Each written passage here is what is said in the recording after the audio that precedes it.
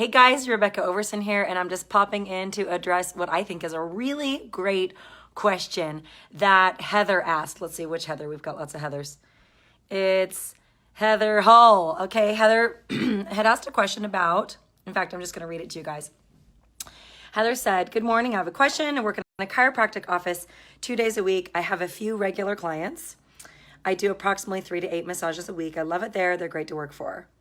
Now here's the question. She says, "Recently I had a client ask for my card to share with friends. I told her I didn't have any with me. When I was hired, there was a verbal agreement that I would not pilfer clients from the office, but I could bring new people in. So my question is, since she wants to share my info with people I don't know or massage, is it okay to give her my card, or should I suggest people come to the office? I make $40 an hour there and 70 and up at home." Okay, so this is an ethical question, you guys. How many of you have been in that situation before? Maybe you are an independent contractor at another place, and you have your own private practice, and it puts you in a really tricky situation. It's actually called a conflict of interest. So, Heather, my question is, are you an employee of the chiropractic office, or you are an independent contractor? So that'd be the first thing to clear up that I would want to know. But regardless, where you want to look from, you guys, is look from the employer's perspective. And one thing that a lot of massage therapists don't really take into consideration is that there is a considerable amount of energy and resources invested in client acquisition and marketing, getting clients through the door. Okay.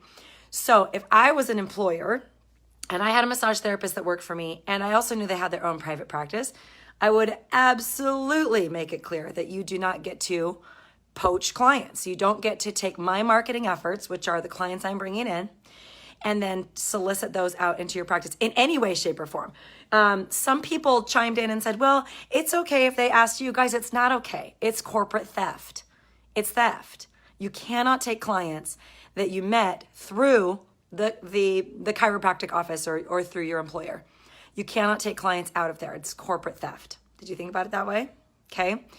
Now, this is an interesting question, because what Heather is saying is she wants, one of her clients wants her card to refer people to. So it goes back to the question of, how did this person find Heather?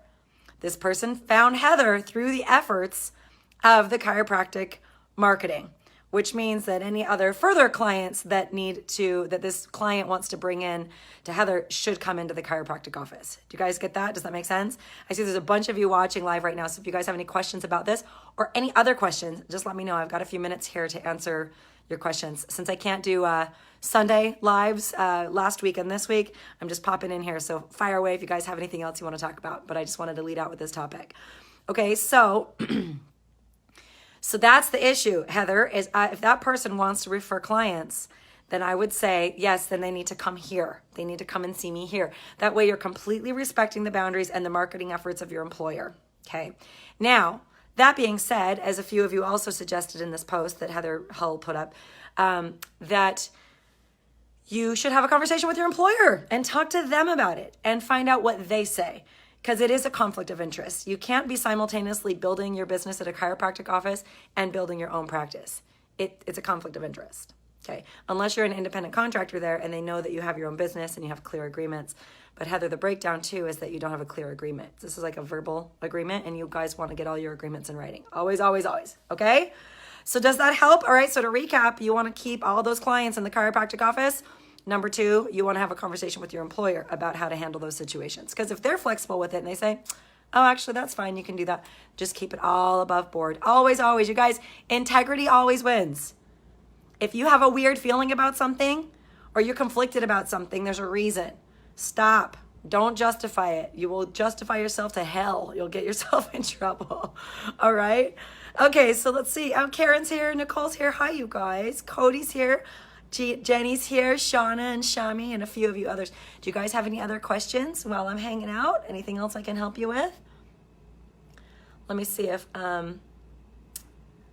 there's actually another thing I wanted to just touch on about that, you guys, and that is the conflict of interest, okay?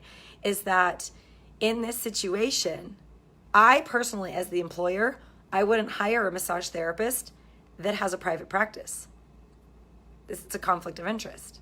It's like working for Sprint and T-Mobile. Do you know what I'm saying? Like you've got to be loyal to one or the other, and you guys will always be loyal to yourselves. Okay, so you'll want to be loyal to yourselves. Obviously, you make more money in your own office. You kind of want to build your own practice.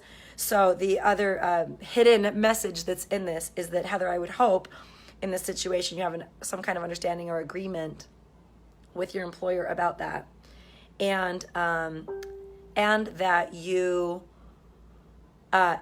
could also be an independent contractor in this situation and just know that your focus is building your own business, but you are there at the chiropractic office a couple days a week to help them with their clients. It just makes it clear what your focus is. Hope that makes sense. Okay. All right. Jessica wants to know, what about when you leave your employer and then your clients find you? Oh, you guys, this one gives me so much heartburn.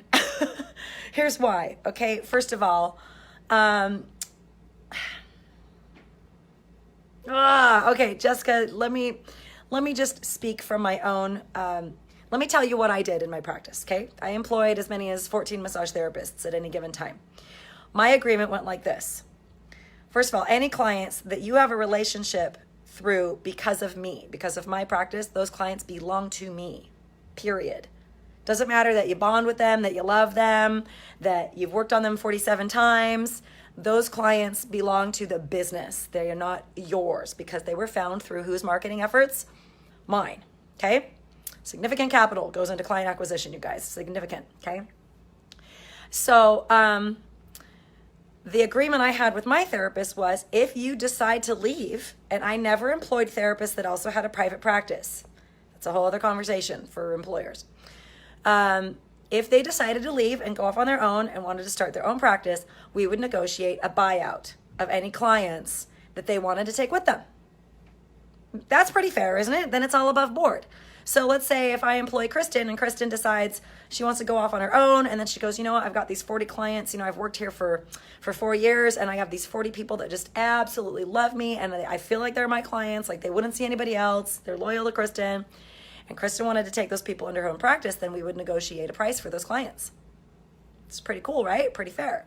Now, if you leave and there is no negotiation, and those people then just kind of find you through their own efforts, I don't really see a problem with that, other than for me, because I'm like super dialed into these kinds of things. Before I leave, I would want to get that clear with my employer, because I would want to do everything above the board. I would never want to have anything where I would be, called on the carpet and that type of thing. But that's just me. Not all people have various values. You know what I mean? For some people, they're like, Rebecca, you're overthinking it. No big deal. But that's how I would operate. Okay. Do you guys believe that everything that happens for you? Like everything. Do you believe that? I sure do.